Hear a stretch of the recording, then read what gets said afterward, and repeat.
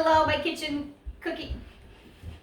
Hello, my cooking club members. I'm so glad that you're here with me. Let's get started with module number 1, and that is all about our kitchen utensils and all this mess that I have behind me. It's a wonderful, glorious mess.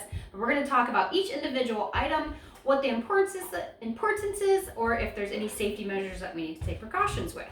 And some of them you may be saying to yourself, I kind of already know what that is. But sometimes some people don't, or have never been exposed to some of these kitchen utensils. So we're just going to kind of get started and go through every single one and kind of things that I use it for and cool stuff like that. So let's get started. So right here is the Mac Daddy right here. This is my KitchenAid stand mixer. There are definitely different kinds of brands of stand mixers. I really like this for doing anything, working with any type of dough. It can really mash up mashed potatoes really well as well. So I really like using this for a lot of breadsticks, bagels, baking, mixing up cookie dough and stuff like that. If you don't have one, that's okay. You're just going to balk up your arms, and that's just fine too. A couple of the attachments that come with stand mixers are, this is called a dough hook right here. It spins around like this, and when the dough is good enough, it sticks around like this. It sticks on this and keeps twisting it, and it's doing your kneading for you.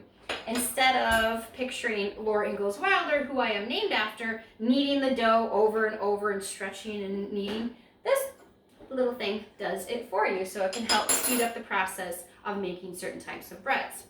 There is also the paddle attachment. This is right here. That is really good for like when you start to make baked goods like cakes or cookies. You put that on there as well, and it'll help like cream your butter and sugars and stuff together to get them whipped up really good, and then you start adding in your other ingredients. Again, if you don't have that, you're just going to use your arms and a nice wooden spoon or a spoon and a spatula and a big bowl, and it'll get the job done as well. This just helps us to save time. So you have access to this, go ahead and use that. If not, use it the other way, right? This is called a dough cutter. And this is when you go to make pie crust. And we will be talking about pie crust in a future module. You do not need to use one of these. This just comes in handy if you decide to start making a lot of different kinds of pies. But what it does is able to cut up your butter and really break it into pea-sized pieces into your flour, which really helps a lot distribute that butter in the flour. And then when you get that into the oven, it melts all those little pockets of butter, or how we actually use lard for all of this. It does the same thing. It melts down and makes your crust nice and fluffy and flaky, and it's delicious. So you can use this, or you can use a fork or even like a larger sized fork, and you just mash it in. But again, we'll cover that in a future module as well. This is a bench scraper or a dough scraper. This works really good for cutting dough into sizes like this that you need. I find it work really good for cinnamon rolls to cut really nice like that. So this is not something that you need, but something that's kind of fun to learn about. So it's called a bench scraper. We are also going to be using our measuring spoons. And here I have the common ones, which is the tablespoon, and this little piggy somebody gave me, and this is a teaspoon. We will use a lot of tablespoons and teaspoons, so you definitely want to make sure you have those on hand. You can grab those at the dollar store if you do not have them, or grab one set of really good quality type of anything like this that you'll be able to have for a really long time. So it's really important sometimes to just go ahead and just kind of put that little bit of money aside for some really cool things. Doesn't have to be fancy pig things, but some nice stainless steel ones that you'll be able to have for a really long time. We also have our measuring cups as well. This is a stainless steel 2-cup measuring one. It helps do larger amounts of flours and stuff like that. So this is 2 cups, that's nice. And of course you usually have your set, which has about 5 of them in it, which is a cup size, 3/4 of a cup size. I have a 1/2 cup size that I'm missing somewhere. If you find it, will you please let me know? We also have 1/3 of a cup and 1/4 of a cup. So a lot of recipes are going to call for different cup sizes and different teaspoon and tablespoon sizes as well. So you're going to want to make sure you know about those, or have those on hand as well. We also have, these are called deluxe cookie cutters. I use these for cutting biscuits and certain things in there, because if you see inside here, there's a whole bunch of these wonderfully sized circles that cut really nice for biscuits and cookies. This is not something that you need to have for the course. It's just something that's kind of fun and helpful for some of the things that we're going to talk about. So that's another item as well. Your good old-fashioned can opener, right? You've got the crank to cut off the top, or you got this part to pop off certain lids. So that's something that you should have on hand. I think you can get those at the dollar store as well if you don't. We have our oven mitts. This is safety now. Oven mitts and our hot pads, right? So when we grab something hot from the stove top or from the oven, we want to make sure we are safe and we have these covered, and that we have something that we're going to put that hot thing onto so it doesn't burn a countertop or anything like that. So that's some kitchen safety there. We also will need a cutting board. This is just happens to be a wooden block that I use. You can use glass ones as well. I have some glass ones as well, so I have 3 of them out because I'm always doing a lot of baking and cooking, as if you can imagine. So having a nice cutting board as well is really crucial to it. This is a rolling pin. A nice heavy rolling pin really helps roll out some of the things as well. Again, you may not need to do this. A lot of the recipes you can just use your palms and pat stuff out, which is really nice, cool, and works as well. We have a whisk. Now, it took me a really long time to figure out why this whisk was pointy at one spot. It's to help to break up that egg yolk, because if you ever look at eggs, they just kind of want to stay together unless you really get in there whipping. So this works as a really good egg whisk, and it's got that pointy part to help go ahead and break stuff up. We also have our vegetable peeler, potato peeler, carrot peeler, stuff like that. This one works really good. A new one is nice and sharp, so you have to be careful when you are cutting and making sure you don't hurt your fingers or anything like that. I use a lot of parchment paper. This is unbleached.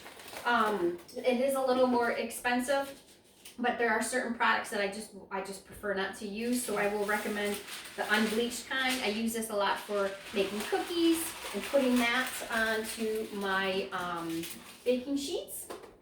We also have a fine mesh colander. Now, I find that a lot of people have colanders, but they are very wide in all their slots and stuff like that, and I like to cook with a lot of ramen noodles or angel hair noodles or other stuff like that, and they will all fall right through there, and I don't want to miss my noodles down the drain because guess what? I want to eat them. So a fine mesh colander is the only one that I recommend, really. All right, what else do we have over here? Okay, we've got our spatula. They come in all different kinds of sizes. This was a very large one. This would be for a really large pancake that we are flipping over, but we don't always need to do that large one. So if you got a couple different sizes, that will be very helpful as well.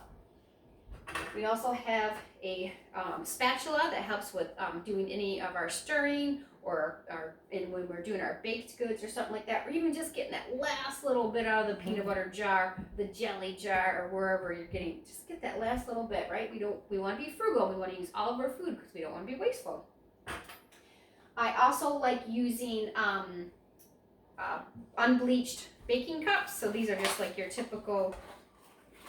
These are these size right here. I also have some extra large ones as well, baking cups, cupcake liners, whatever. It makes for a really easy cleanup.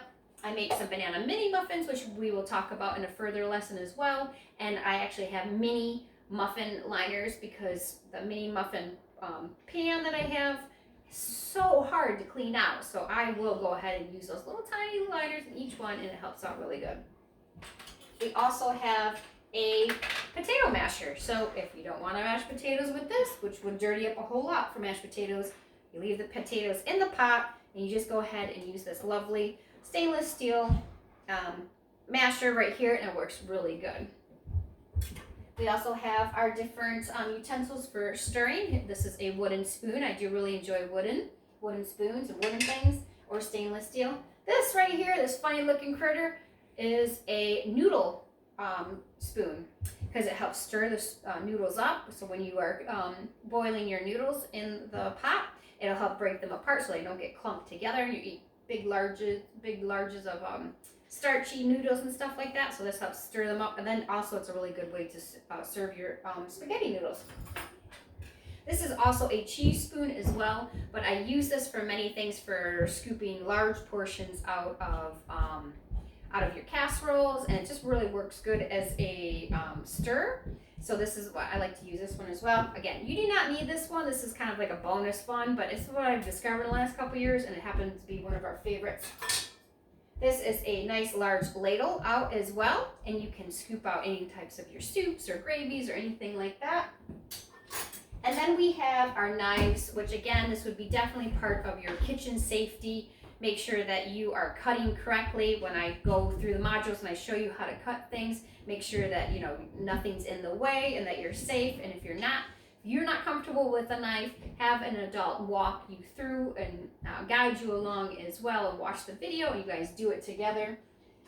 And then another one that I really like is kitchen scissors. Honestly, I cook a lot of whole chickens, so then I have these whole chicken pieces that I've already deboned, and I use these kitchen scissors to cut up a lot. It works great for cutting up herbs. I'm not sure where these scissors have been all my life, but they are one of my favorites to use in the kitchen. And I think last but not least, good old baking pans, right? Lots of different kinds of pans. I like this one. It's got a lip on it. I also have a flat one that I use for cookies. Then we've got our glass pans that are like a 9x13 or an 8x8 that we'll also use throughout the course as well. And those all work really well. If you don't have any of this stuff, again, you do not need to go out and buy it. I'm sure you can probably look around and try to improvise and use what you have on hand. And then when you really get into this, or you're saving up some money, go ahead and invest some of these things that are stainless steel or wooden, because they're going to come in handy for the rest of your life, which is great. Which is part of this whole cooking club is to create that legacy of food and health. But you need to have some really good utensils to go along with that too. So if it's something that you can invest in eventually and then keep, you're going to be really happy about that later on. So welcome to module number 1. You have successfully completed it. Make sure to print off your workbook now. Buy any of the necessary supplies that you feel like you can go ahead and invest in. And I will see you in the next module.